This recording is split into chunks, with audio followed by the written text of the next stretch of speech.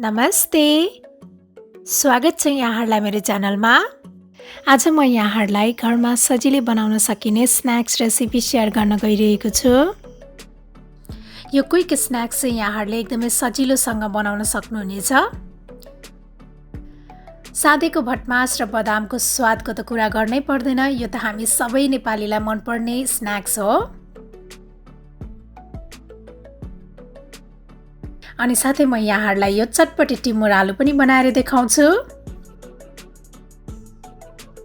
सबैभन्दा पहिला मैले यो प्यानमा बदाम भुट्नको लागि राखेँ। यसलाई चाहिँ 3-4 मिनेटसम्म लो मिडियम फ्लेममा भुट्नुपर्छ।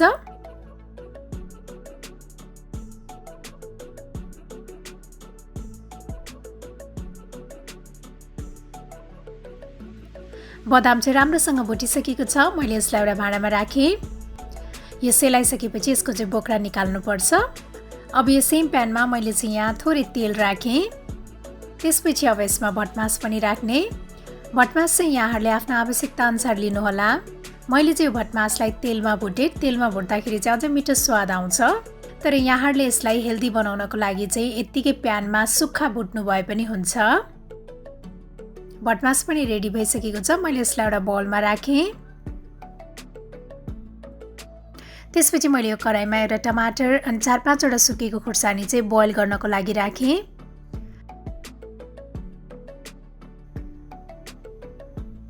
यो चाहिँ राम्रोसँग बोइल भइसकेको छ। यसलाई एकैछिन सेलाउन दिने। मैले चाहिँ उसिनेको टमाटर अनि यो खुर्सानीलाई ब्लेन्डर जारमा राखेँ। अनि त्यस्तै मैले यसमा 4-5 दाना टिमुर पनि राखेँ। साँधेको भटमास र बदाममा थोरै टिमुर राखेर बनाउँदाखेरि एकदमै मिठो स्वाद आउँछ।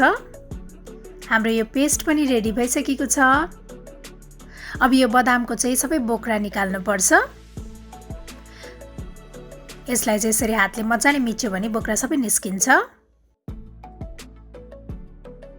मैले चाहिँ बदामको सबै बोक्रा निकालेर अनि सफा गरेर लिएको छु। अब यसलाई एउटा मिक्सिङ बाउलमा राख्ने। त्यसपछि मैले यसमा राखेँ लाम्चो पारेर काटेको अदुवा, लसुन अनि त्यस्तै यो मसिनो पारेर काटेको प्याज अनि हरियो खुर्सानी, त्यस्तै यो हरियो धनिया अनि त्यस्तै मैले यसमा चाहिँ मसिनो पारेर काटेको यो सानसानो खालको टमाटर पनि राखेँ। यो चाहिँ अप्सनल हो। अनि त्यस्तै मैले यसमा थोरै हरियो प्याज पनि राखेँ। यहाँहरूसँग हरियो लसुन छ भने हरियो लसुन राख्नुभयो हुन्छ। अनि त्यस्तै अब यसमा अघि हामीले बनाएर राखेको खुर्सानी र टमाटरको पेस्ट पनि राख्ने। यसले चाहिँ एकदमै राम्रो कलर दिन्छ, साथै स्वाद पनि एकदमै मिठो हुन्छ। अनि त्यसपछि यसमा कागतीको रस राख्ने। अनि यो काँचो तोरीको तेल राख्नुपर्छ। अनि त्यस्तै मैले यसमा बिरे नुन राखेँ, थोरै रेगुलर नुन पनि। साँधेको बदाममा चाहिँ बिरे नुन राख्यो भने एकदमै मिठो स्वाद आउँछ। अनि त्यस्तै मैले यसमा थोरै रातो धुलो खुर्सानी पनि राखेँ। यो चाहिँ अप्सनल हो। यो सबैलाई राम्रोसँग मिक्स गर्नुपर्छ।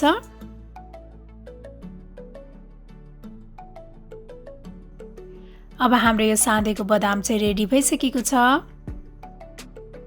अब म यहाँहरूलाई भटमास साँधेर देखाउँछु। यसको लागि मैले यहाँ राखेँ नुन। त्यस्तै मैले यसमा थोरै बिरे नुन पनि राखेँ। मैले यहाँ लाम्चो पारेर काटेको अदुवा, लसुन, मसिनो पारेर काटेको प्याज, हरियो खुर्सानी राखेँ। अनि त्यस्तै यो हरियो धनिया अनि त्यस्तै यो मसिनो पारेर काटेको टमाटर पनि राखेँ। यो चाहिँ अप्सनल हो। कागतीको रस, काँचो तोरीको तेल अनि त्यस्तै अब यसमा अघि हामीले बनाएर राखेको खुर्सानी र टमाटरको पेस्ट पनि राख्ने। यसरी टमाटर र खुर्सानीको पेस्ट राख्दाखेरि चाहिँ एकदमै राम्रो कलर आउँछ, साथै स्वाद पनि एकदमै मिठो हुन्छ। सबैलाई राम्रोसँग मिक्स गर्ने। अब हाम्रो यो साँधेको भटमास पनि रेडी भइसकेको छ। अब यो चटपटे टिमुर आलु बनाउनको लागि मैले यहाँ आलुलाई यसरी काटेर लिएको छु। आलुलाई चाहिँ यहाँहरूले जसरी काट्नु भए पनि हुन्छ। आलु बनाउनको लागि मैले यो प्यानमा तेल तताउन राखेँ। त्यसपछि अब यसमा जिरा फुराउने। अब यसमा यो आलु राख्नुपर्छ। यदि यहाँहरूले मेरो च्यानल सब्स्क्राइब गर्नुभएको छैन भने प्लिज मेरो च्यानल सब्स्क्राइब गरिदिनु होला। अनि त्यस्तै मैले यसमा थोरै बेसार अनि नुन पनि राखेँ। सबैलाई राम्रोसँग चलाउने। त्यसपछि अब यसलाई कभर गरेर मधुरो आँचमा पकाउनु पर्छ, नभए चाहिँ आलु डढ्न सक्छ। अब यो आलु पाक्दै गर्दा म चाहिँ यो आलुको लागि चाहिने मसला बनाएर देखाउँछु। यसको लागि मैले यो प्यानमा राखेँ 1 चम्चा जिरा, धनिया, थोरै रायो दाना, सौंफ, तिल, थोरै टिमुर। यसलाई चाहिँ एकैछिन भुट्नु पर्छ। त्यसपछि अब यसलाई एकछिन सेलाउन दिने। अब यो आलुलाई एकपटक चेक गरौँ। आलु पनि लगभग पाकिसकेको छ। अब यो मसला पिस्ने। अब यो पिसेको मसला पनि यसैमा राख्ने। अनि त्यस्तै मैले यसमा थोरै रातो धुलो खुर्सानी पनि राखेँ। यो चाहिँ अप्सनल हो।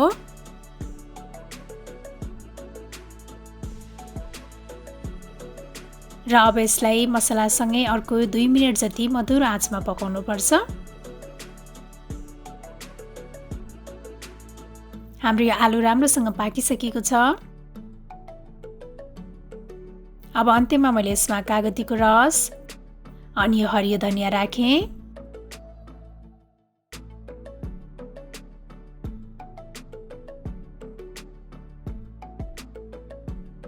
मैले चाहिँ यसमा अन्त्यमा चिल्ली फ्लेक्स पनि राखेँ। यसो गर्दाखेरि चाहिँ हेर्दाखेरि राम्रो देखिन्छ अनि यो चिल्ली फ्लेक्सले यसलाई एकदमै मिठो पनि बनाउँछ। अब हाम्रो यो आलु पनि खानको लागि रेडी भइसकेको छ। अब हाम्रो यो क्विक स्न्याक्स रेसिपी चाहिँ बनेर रेडी भइसकेको छ। यसलाई एकपटक ट्राई गरेर हेरौँ है।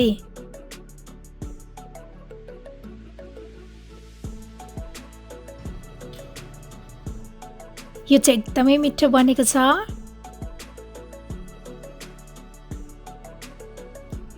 यो पनि एकदमै मिठो बनेको छ।